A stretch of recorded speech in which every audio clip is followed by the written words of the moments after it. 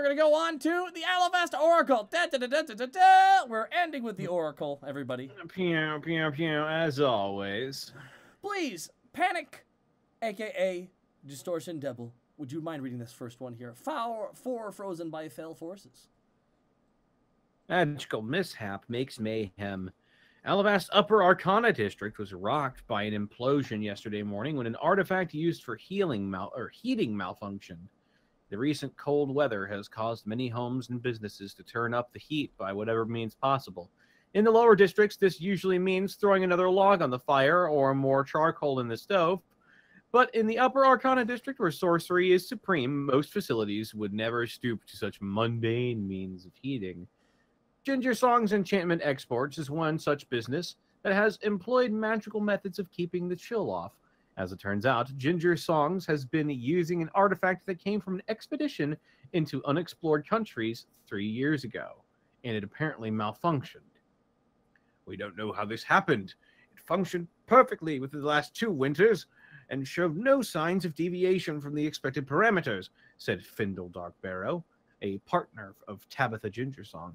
Tabitha's calculations showed it had at least 30 more years of capacity. Darkbarrow went on to describe how the artifact doesn't actually generate heat, but rather sucks up cold in the process. In the process he calls reverse cryoconvection, and stores the cold in a small stuffed alligator named Terrence. Then in the summer, we would simply place Terrence in front of a moving air source and duck the cool air throughout the facility. Perfectly standard practice, said Darkbarrow. Apparently, problems arose with the artifact overloading by sucking in too much cold air, which caused it to implode, damaging the stuffed toy in the process. The damaged toy then released all of its stored cold in a single violent burst, which froze the entire business solid and encased it in a block of ice a yard thick. Well, the good news is that everything is perfectly preserved, said Darkbarrow. The bad news is that Tabitha and 3 of our employees are all frozen solid within the ice, and we'll just have to wait until the residual cold is released from Terrence before we can attempt recovery.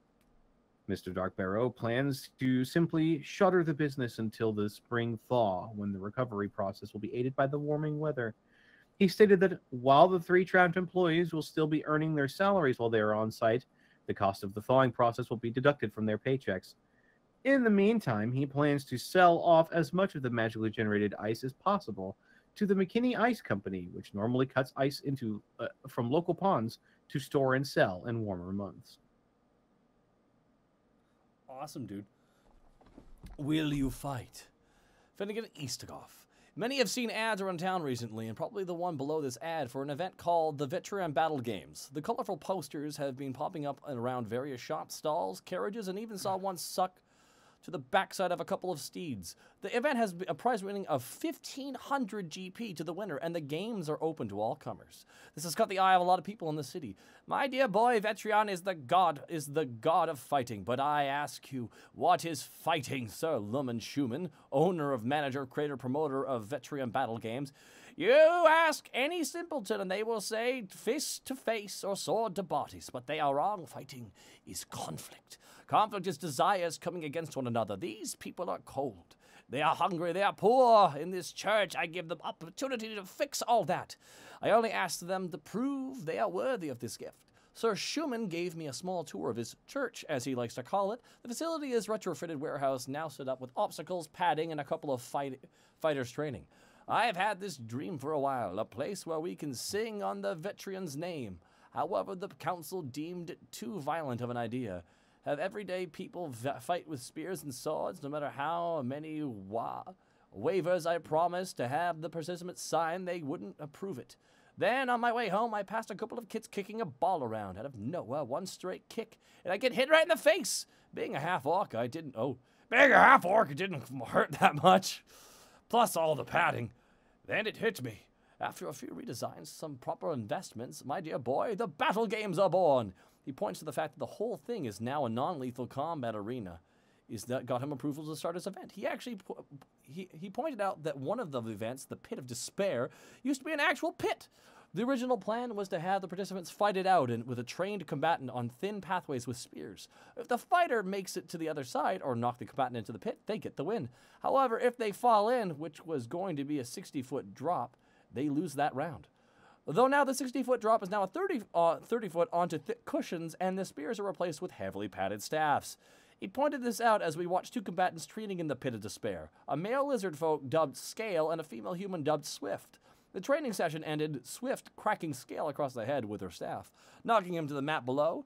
She playfully yelled at him, holla at me, as she stood over him victorious. 1,500 gold prize. Vetrion Battle Games is looking for everyday people to compete in the name of Vetrion, for honor, for glory, for Vetrion. All participants will fight against some of the best combatants through the 7 different courses to test your will and your desire to fight for the prize. Many will fall. Victory is not guaranteed. Are you up to the challenge? 15,000, not 1,500, 15,000. Ooh, my lord.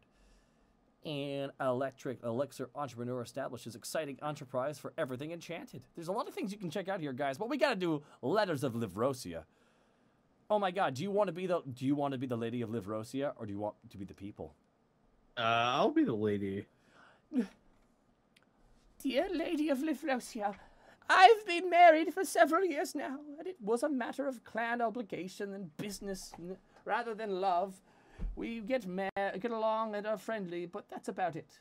Since before meeting my husband, I have regularly spent time with a charming woman at a facility in the Eastern District. And when I think of who is nearest to my heart, she is who comes to mind. Since my husband and I don't share a bond of love, I don't consider this to be unfaithful. Yet I still feel like I am doing something wrong. He is a nice man, and I don't wish to harm him or put him in an awkward position. Perhaps you can help. Signed, Wandering Wife. Dear Wandering, I love you. As an aside, I am a bit perplexed as to how many people have issues involving arranged marriages lately. Whatever the reason, I'm here to help, and again, I will try to keep my opinions on the practice within due bounds. Your relationship with your husband may not contain love, but it is still a very human relationship and involves 2 fragile hearts. Discuss with him what his expectations are and relay your own.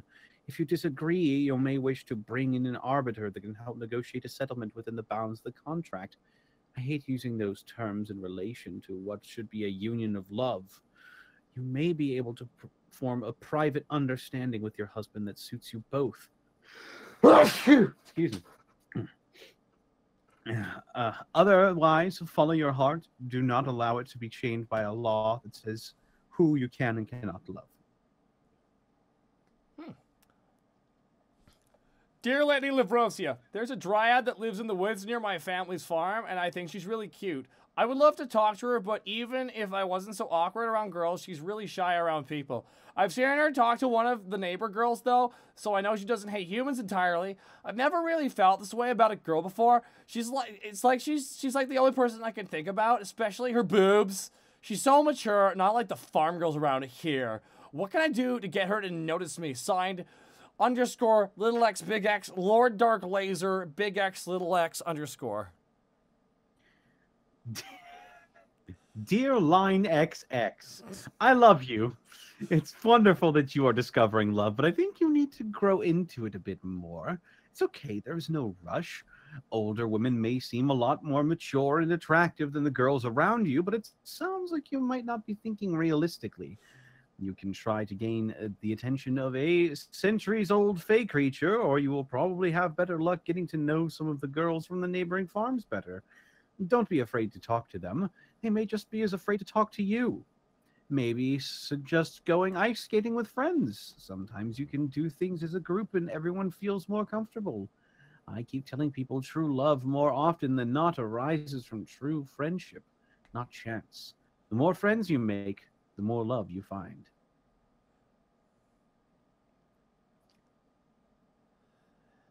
Dear Lady of Livrosia, my longtime girlfriend is moving back to Torcadia because her father accepted a position managing a coffee plantation in the foothills of the Central Range. I'm happy for her and her family since Alivast is a poor coffee-growing climate, but it still hurts a lot to see her go. We have agreed to break off our relationship since we didn't want to keep the other bound to someone far away and out of reach. It is bittersweet. Much like the dark roasted coffee made from the beans grown in the fertile red volcanic soils of the foothills of Zalavarvos. Have we made the right choice to break up instead of trying to keep a long-distance relationship going? Signed, Bittersweet Breakup. Dear Bittersweet, I love you. Part of loving another person is when you can put aside your own feelings and allow them to grow in the way that suits them best. It sounds like you and your friend have that special kind of relationship, special relationship. Releasing each other's hearts from the strings that bound you together is an act of mutual self-sacrifice and admirable in its own right. Remain friends as long as you can. Maybe you will still enjoy each other's company, or maybe you'll find others. But don't simply let distance prevent a letter or a card dropped in the mail. As you release each other, do not close off your heart, but convert the experience of your relationship to wisdom that informs your way forward in another. Oh, that's nice. Good advice. We have letters to the editor, Danger in the Woods. Attention, citizens of Alivast. At the current time, the woods to the north of Alivast should be considered off-limits and highly dangerous to anyone who isn't ready for a fight. I will not stop anyone who tries to enter on their own violation, so consider this your one and only warning. I am a shepherd druid currently living in the woods, aiding the Northlanders in keeping poachers from hunting hibernating animals. The woods have been much more active than they should be this time of year, and animals that have no business this far south are wandering around. The animals have told me that about an increased number of winter wolves in the area, and this might be the time of year where frost salamanders are most active. Migrating stone giants have also been seen to the south of the city, so be warned. I will be attempting to keep an eye on them for the time being and report back to the town guard my findings. I'm sending this letter to the Oracle in hopes that the warning will get to you all faster than what the guards will be able to. Have a festive winter and no poaching! This is... Shepherd. Wow. Wow. What's up? Oh, it was by Lupine Wolfton, Shepherd Druid. This is really cool. It's getting a bit late here, but we should probably read a little bit more.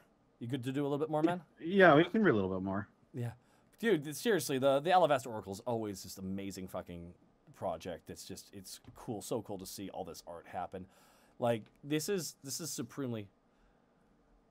Oh, Voodoo Shelby... shit, the button's broken. No worries, dude. It's okay. Oh, man, this art here. Pip's Monster Codex, Wicked Witches of Everywhere. Yeah, have a read there, dude. Hey, Questers, Pip here with some spooky tales of magic. Well, not just tales, hard facts for adventurers. Hags typically do not act as stony antagonists to help scare kids into good behavior, but the truth is that these magical women do exist and can not only be troublesome, but deadly. First of all, they come in groups called covens, typically wielding dark magics and sporting a rather unhealthy taste for children. Babies. There are also various types of hags, from the frigid ice hag, the salty sea hag, and the dark night hag.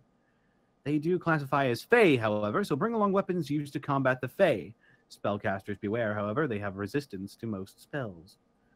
Be aware, however, there is one hag, there is possibly not a coven. If there is one hag, there's probably a coven not too far behind. Ooh boy, that was a sea hag I fought. Oh, that was a swamp hag, right? The first one? Yeah, that was a swamp hag. Ice hag. Oh, fuck. Dark night hag. That does not sound good. I'm scared that the next hag is actually going to be a fucking monster. Like, just... you killed my little sisters.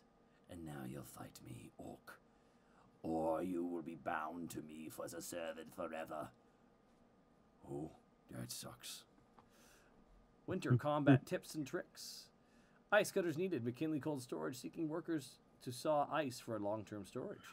Strong mustache wax. It's not just a wax. It's a lifestyle. Dolly's Pastries now serving bagels. Oh, yay. Foul Fellow MFG. We have every potion you'll ever need. Every kind located in the Middle Market District and wherever potions and elixirs are sold. Cuisine of Alivast, Gregor's Hunting Notes. Would you like to do Gregor's Hunting Notes for us? Yes. Gregor's Hunting Notes. Don't panic, dear readers. Change in name is not sign of exit of Gregor's many views upon weaponry. but new series editorial department suggested to vary up paper composition. Gregor unsure how wood pulp of paper will change with shifted topic, but editors give more coin when pressed, so Gregor dropped it. Gregor has good manager. Since winter only just begun, hunting chances shall be scarce with prey, submitting to cold by sleeping the months away. Mighty beasts like boar or bear slumber at this time, having gorged themselves into food comas to outlast snow.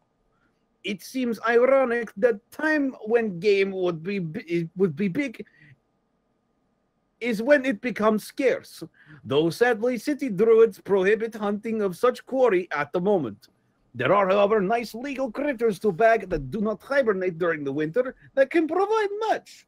Common sights to be seen prancing about the frozen plains will be the deer. Oh, we are being raided right now by whoa, Chalem. Nope. No. Oh. Chalem, no, please unban those people. Sorry, Chalem, we're being raided right now by Trihex, the speedrunner. Holy shit, with 380 people. Yo! I'm sorry, I didn't mean to stop you there, dude. Sorry, this is pretty big. This is, hey, everybody. That's right, I got to meet Trihex, and he told me the story about how he got that lovely face. Heard Trihex has a crush on the streamer of this channel, about 6 feet tall, handsome, glasses, long hair. Sound familiar? Perhaps I do. Well, hey. Trihex just subbed. Trihex just subbed. Oh, there he is. Just a slight miscommunication, guys. Don't worry about that. Hello, Trihex. How's it going, man? We're going over D&D fan art. The amazing fans we have here for the Unexpectables or D&D campaign come together and make something called the Alivast Oracle. And just in the middle of this, we were actually doing some voiceover, and I'd like my friend Senile Snake here, aka Distortion Devil, to keep reading so you can hear his amazing voiceover. Banning people during a raid. What are we, GDQ? Anyway. Oh, shit! Shush. Deer stay up to explore snowed lands, searching for bits of grass and other greenery to munch upon. Since snow has covered much of it, they'll hover near whatever tufts that they can uncover with hooves, which Gregor has used in past to secure hearty venison. Be on lookout for snow that looks dug up. Chances be that the flock of deer is close by. When aiming for deer, look for chance when side is exposed. Shoot for side of deer, more part to hit rather than head. If good shot like Gregor, chance shall be that you hit hard, which ensures pelt and meat will be kept together very well. Deer can be found in most wooded areas around Alivast and shouldn't require more than a day or two of hunting. Just make sure you avoid scowling druid folk when returning with game. War of the Cat and the other cats. While Alivast is fighting a war with fire giants inside the city, of a battle has been brewing. Strange markings of claw marks in the shape of lollipops have been seen within the lower districts, along with many wounded cats and other small animals. A local druid says this is a turf war. These symbols are to show turf in the cat world, said the druid. These markings of the lollipops indicate the sweeties, an up-and-coming cat litter. The druidic district has had their hands full rehabilitating cats by the litter, just to see them back the next day. One of the sweeties, long-haired Calico, has graciously allowed us an interview. Our job is to take care of the pests. Nothing more, nothing less. These other litters keep coming out of our turf, thus must be punished. Translated by an unbiased druid. While this war has been going on, the amount of rats and mice have gone lower than usual due to the cats using them as rations. With the snowfall lately, the number of cats injured has decreased. Though not by much, the city has attempted to use dogs to stop the fighting, though the sweeties beat the bark out of them. If you or a loved one has a cat, the Druidic District has a suggestion to keep them indoors as much as possible. Letter written by Krakoa Tiamat, who lives in a van down by the river.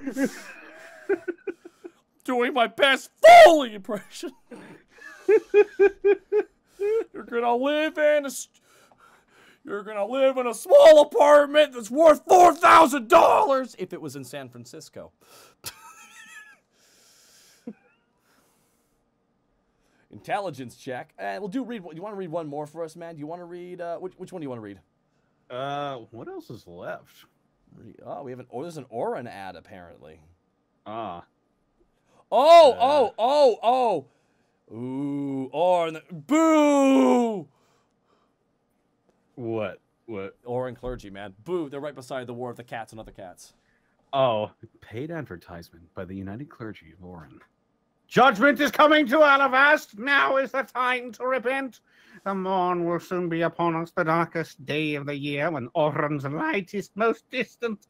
On this cursed day, Alivast must reject its sinful ways and beseech Orin for it to grace the world once again with his light and warmth. Throw away evil things and embrace what is good. Rid your life of vices such as secular music, salacious literature, ukiyo-e prints, rum, whiskey, and other spirits, pipeweed, nature worship, playing cards and dice games, social dancing, fornication.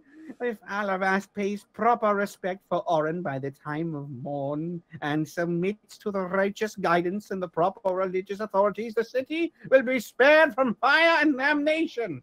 It is not too late to reject the path of evil. This message was brought to you by the Westboro Temple of the United Orin Clergy.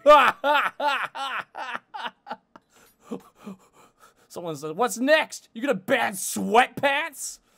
Yes! Who said that? Fucking, where are they? Where are they? You must not wear cotton! Nice. That was a really good accent, dude. And Alivast City Council, help win the war on the kitchen front. Avoid waste. And winter combat tips and tricks. Being an elf in the land that is in a perpetual state of autumn, the coming of winter and snow has made my normal fighting practices and habits next to obsolete or deadly to myself, so more so than my enemies. After much training and thought, here are some tricks and tips to help you keep alive in the snow and ice. Footing. Good and proper footing while pursuing combat is an absolute must. With improper footing, one moment you could be squaring off with your adventuring party against an owlbear ready to take it down.